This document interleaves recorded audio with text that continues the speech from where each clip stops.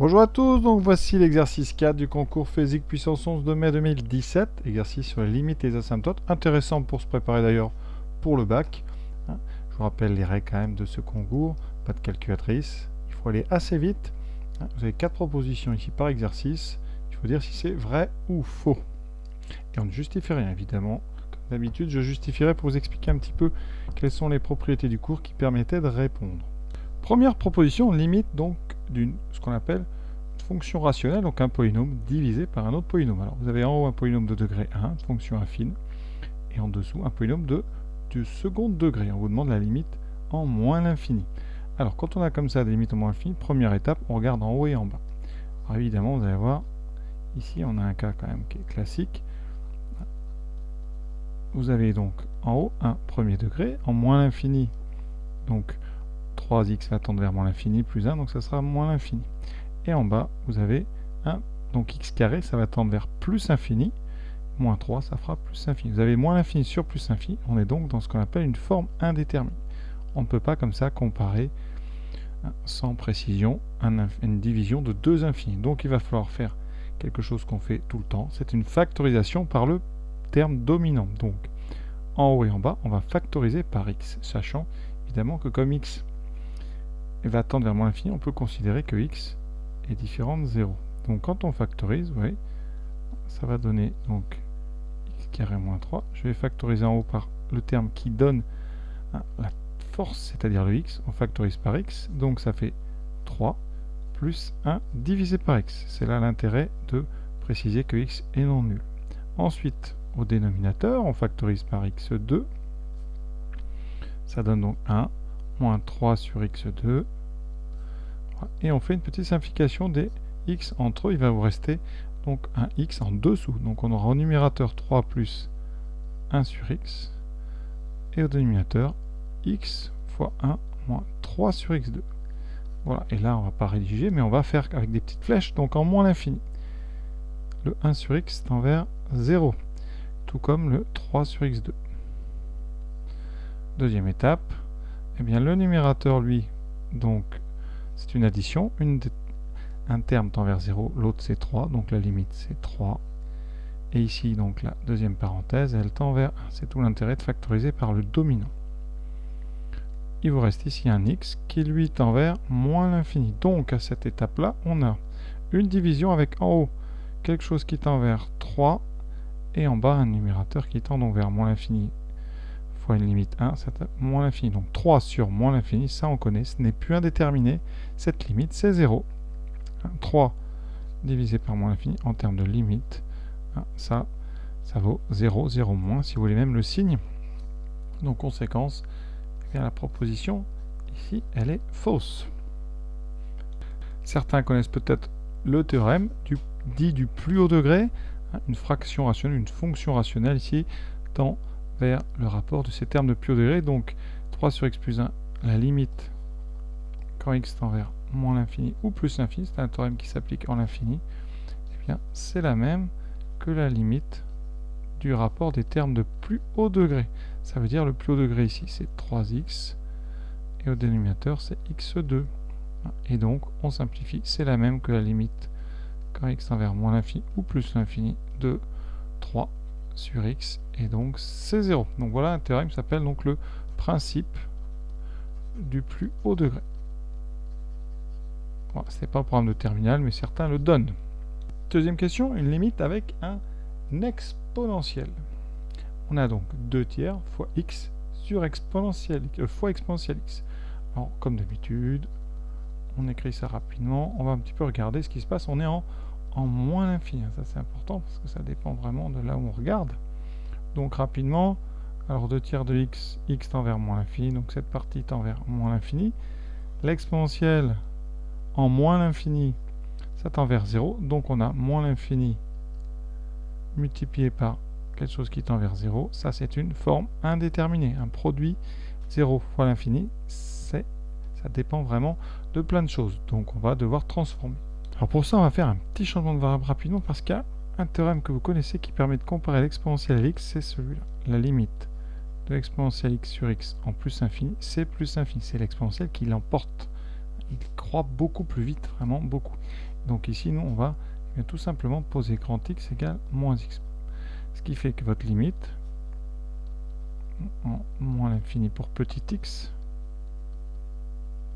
eh bien, ça sera la limite quand grand X va vers plus l'infini, et on va remplacer petit x par moins grand X. Ça fait donc 2 tiers de moins X, donc de moins grand X, exponentielle, ici, moins grand X. Voilà, alors on dit, pour l'instant, on n'a pas exactement exponentielle X, mais on va, eh bien, mettre exponentielle moins X au dénominateur. Je vous rappelle, exponentielle moins X, c'est 1 sur E de grand X. Donc, cette limite, quand grand X tend vers plus l'infini, c'est la même que la limite de moins 2 tiers de grand X sur exponentielle grand X. Et là, on a fini. Pourquoi? Parce que grand X sur E de X, c'est l'inverse de ceci, en plus infini. Donc ça va tendre vers l'inverse de plus infini, donc vers 0. Vous multipliez par moins 2 tiers, donc le tout tend vers 0. Alors l'astuce, évidemment, c'était de faire ce petit changement ici pour ramener la limite à une limite connue, hein, celle qui est dans le cours, qui est donc exponentielle x sur x. Alors, on peut faire évidemment de bien d'autres méthodes. Par exemple, vous pouviez, sans introduire un grand X, je vous propose par exemple d'écrire ici 2 tiers donc de E moins X, c'est-à-dire de mettre quand même le petit EX dessous. Donc on a X sur E moins X. Alors ici, il nous faudrait donc un E de X sur X. Là on a E de moins X sur X, donc on va rajouter un moins. On écrit moins 2X donc sur 3E de moins X. Et donc on va l'écrire 2 tiers multiplié par moins X sur E de moins X. Comment on rédige ça? Eh bien on dit limite quand X tend vers moins l'infini de moins X, c'est plus l'infini. Et donc on compose en disant que la limite quand X, donc quand grand X tend vers 0 de E de grand X sur grand X, on va mettre tout de suite le bon. On va mettre grand X sur E de grand X, cette limite c'est 0. Et donc en par composition, quand on va mettre donc ceci dans ceci, on obtient que la limite quand X tend vers moins l'infini de moins X sur E moins X, cette limite c'est donc 0. Et comme on multiplie par 2 tiers, eh bien vous obtenez une limite égale ici à 0, donc c'est encore faux. Question C et D. Alors on étudie une fonction avec ici donc f de x, on écrit tout de suite pour bien s'approprier la fonction racine de x plus 1 sur x plus 1. Et on vous dit que C admet la droite d'équation y à 1 comme asymptote horizontale. Alors le cours, asymptote horizontale, ça veut dire que c'est une limite en l'infini. C'est-à-dire que c'est la limite quand x tend vers plus l'infini de f de x, ça doit donner 1. Et ça vous donne une asymptote horizontale d'équation y est égale à 1 en plus l'infini, parce qu'on regarde en plus l'infini. Donc on a besoin de calculer la limite de f en plus l'infini. Alors pour lever ce qu'on appelle l'indétermination en plus l'infini, on va utiliser la méthode dite de l'expression conjuguée. On va multiplier en haut et en bas par la même chose, mais au lieu de mettre un plus ici, au niveau du plus 1, on va mettre moins 1. Et on multiplie évidemment en haut et en bas pour que l'expression ne change pas. Évidemment, comme on regarde la limite en plus l'infini, on va supposer que racine x plus 1 moins 1 ne peut pas faire 0. X étant très grand, on a donc une expression non nulle. Quand on développe le haut, on a une identité remarquable. C'est l'intérêt. C'est racine x plus 1 fois racine x plus 1. Donc x plus 1 moins 1. C'est a moins b fois a plus b. Donc c'est a carré moins b carré. Et au dénominateur, on a deux choses qu'on ne développe pas. Et vous allez voir que ça permet de faire les choses bien. Donc ici, en haut, on a plus 1 moins 1. Donc il reste x sur x plus 1. Encore une fois, ces questions qui ne sont pas faciles du tout. Voilà. Et on va regarder maintenant les limites. Alors on va séparer en deux. On a x sur x plus 1. Et on a 1 sur racine de x plus 1 moins 1. Alors, évidemment, dans ce concours, je vous rappelle, on ne rédige pas. Donc, pour x sur x plus 1, vous vous rappelez, on a une limite de qu'on appelle de fonction rationnelle. Donc on factorise en haut et en bas par x, sachant que x va être non nul. Ici, on factorise par x, ça donne 1 plus 1 sur x, fois toujours notre racine carrée de x plus 1 moins 1. Voilà, c'est quand même assez technique à faire.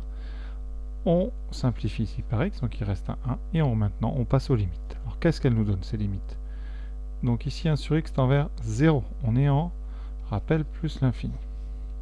1 sur x tend vers 0, donc 1 plus 1 sur x tend vers 1. En haut, ça tend vers 1, pas de souci. Et ici, on a une racine carrée qui tend vers plus infini, donc ça tend vers plus infini. Donc on a l'inverse de plus infini, ça tend donc vers 0.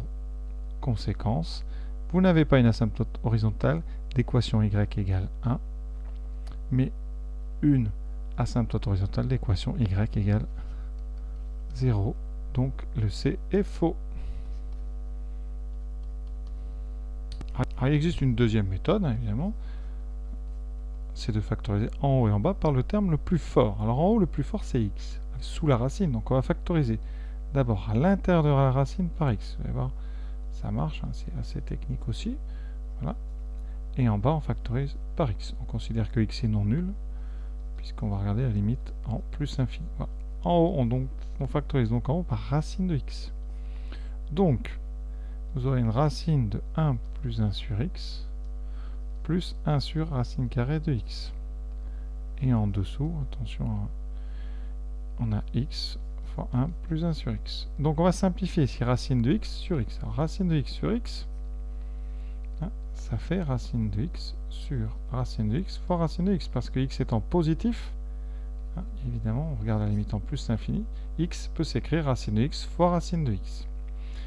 Conséquence, on peut simplifier, il restera 1 sur racine carrée de x. Donc qu'est-ce qu'on a?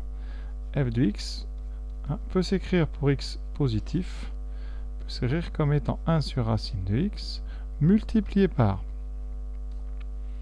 1 à une racine de 1 plus 1 sur x, plus 1 sur racine carrée de x. Alors là, certains doivent se dire que c'est très compliqué, mais on ne peut pas faire autrement. Parce qu'on n'a pas de calculatrice, donc et maintenant, on regarde.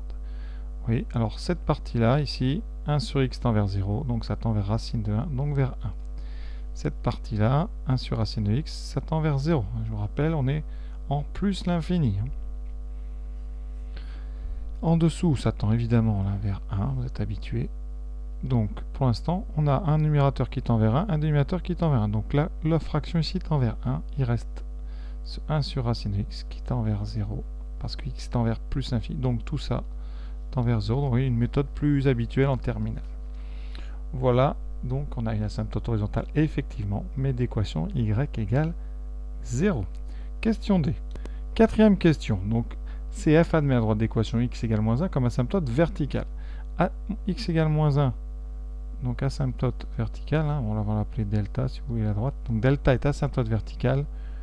Donc asymptote verticale, ça signifie tout simplement, c'est équivalent à dire que la limite quand x tend vers moins 1 de f de x, c'est plus ou moins l'infini.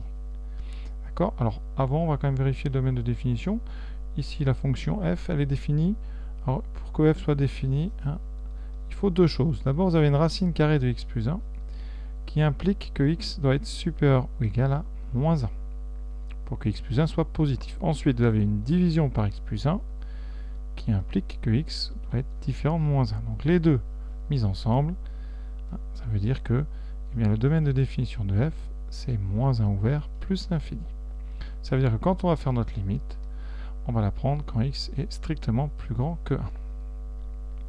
Et on va maintenant regarder rapidement, parce que sur un concours, vous n'avez pas d'état d'âme, vous regardez rapidement qu'est-ce qui se passe. Donc en bas, évidemment, x tend vers moins 1 en étant plus grand, ça tend vers 0. En haut, x tend vers moins 1, donc x plus 1 tend vers 0, donc la racine ici, elle va tendre vers 0. Et donc, le haut va tendre vers 1. Donc vous avez 1 sur 0, ça veut dire qu'ici, vous avez bien une limite infinie.